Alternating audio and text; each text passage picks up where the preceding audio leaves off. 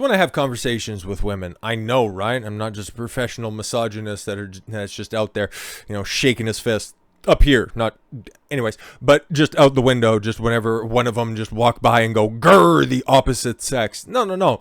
I have conversations with them, and especially just listen to what they have to say about the opposite sex and the fact that they just don't have any sort of success. And I just listen to them. And it's like, oh, okay, cool. You're going to go ahead and rant and rave to heaven and back about how terrible men are. But at the same time, do you know what men want? Do you know what the men that you want actually want? And all of them just come back with a crickets, astounding levels of silence. That's about the only time that you can shut these bitches up. But the fact that they think that they are owed the world from men just kind of lets you know that there's very much an open market, as there always has been, because let's keep it a buck, that's a large reason why a lot of guys cheat to begin with, is mostly because, well, they just have absolutely zero spark with their wife anymore, mostly because, well, she probably also put on about 50 to 100 pounds, and she's no longer physically attractive, and because she effectively leveraged sex from the guy like a decade ago. And why the OnlyFans market is as booming as it is, it's because guys just want interaction with women. So here's just a chick, like, she's not super attractive. Like, she got the shitty little tattoos that immediately disqualify her for me, but at the same time, it's like, yeah, no. Got some decent little titties. It's just, it's all fine. It's not like the 9s or 10s. It's just chicks like that. The chicks that guys just want to confide in, it really doesn't much matter. It's like, yeah, okay. It's a binary flip switch that guys already know. It's like, would you fuck her or would you not? Okay. And if it's a yes, then you can apply the 1 to 10 scale. And if you're a 6, well, that's fantastic. You're better than most of the population. I haven't seen many more pictures of her. I'd imagine there's probably going to be a few more in there. I would just stave off my rating right now. From what I see, yeah, probably a 5. 5's probably accurate, but don't be startled by the amount of money that's here. I charge married men $30,000 to be their surrogate wife. I do what wives won't. I don't know what she's doing, but I have a good idea as to what's missing in a lot of married guys' relationships. Because guess what? Most women have no idea.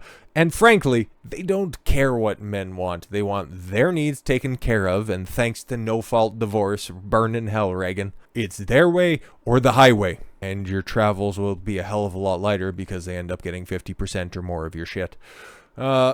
She'll love, honor, and obey as long as you're willing to pay. So she just kind of sounds like a wife to begin with. For a cool 30 G's, this a bosomy brunette, let's not get over exaggerating, is assuming the position of surrogate wife, selling herself out to married men seeking virtual companionship for a woman who will gladly fulfill their primitive pleasures like no other woman willingly would.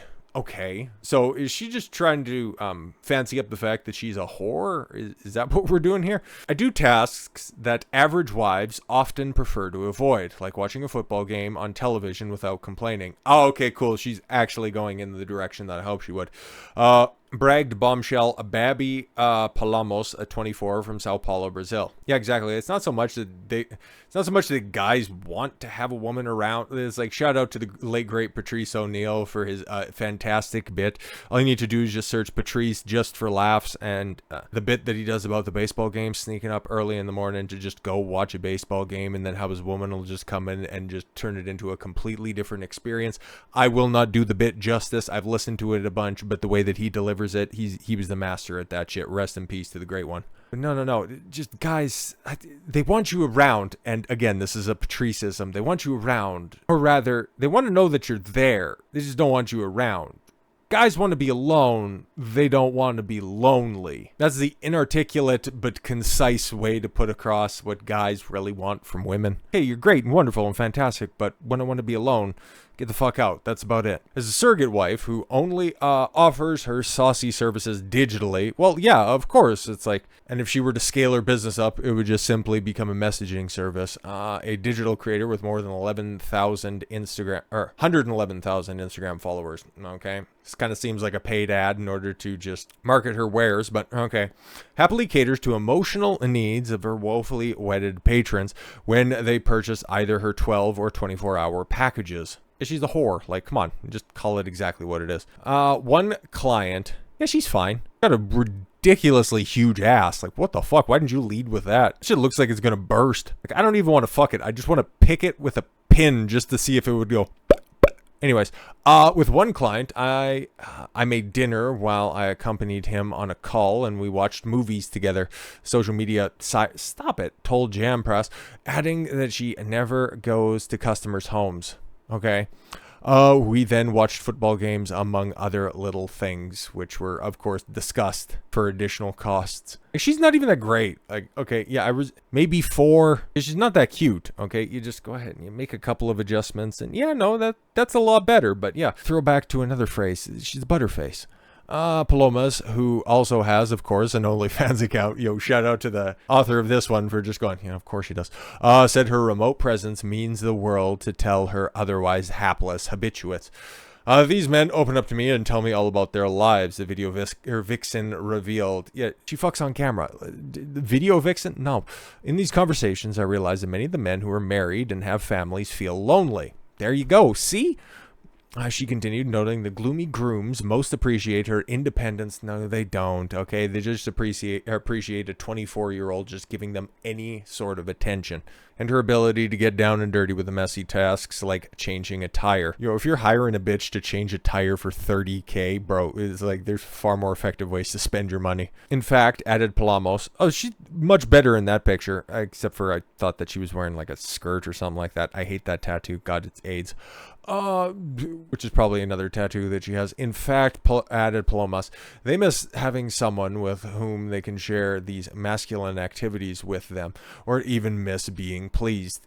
Yeah, because that is so fucking missing with men today. That's what is basically driving all of these lonely men down a very dark path, but I don't really think that the solution is ultimately buy in box, which is, let's just keep it a buck, that's what she's doing here, because that just ends up showing you, she offers a very different experience, but for most of the chicks that are just out there popping pussy for a couple $100, it's like that just shows you the darkest side of female nature. Okay, that's exactly what you want. And then for the guys, I got another story that's in the can, pause, not like that, about the chicks who end up getting jaded from this type of work, realizing that, that's all that men are out there, huh? Just ATMs who just want to fucking chuck. Great, wonderful, fantastic. Like all of this shit, all of this normalization of sex work is ultimately fucking terrible for society. What do we do with it? Well, I don't know what we do with the rank and file people, but if you're listening to this stuff, you just gotta fucking level up so that you can actually attract the type of woman that are going to be attracted to you, and that you stay on top of your game so that you don't end up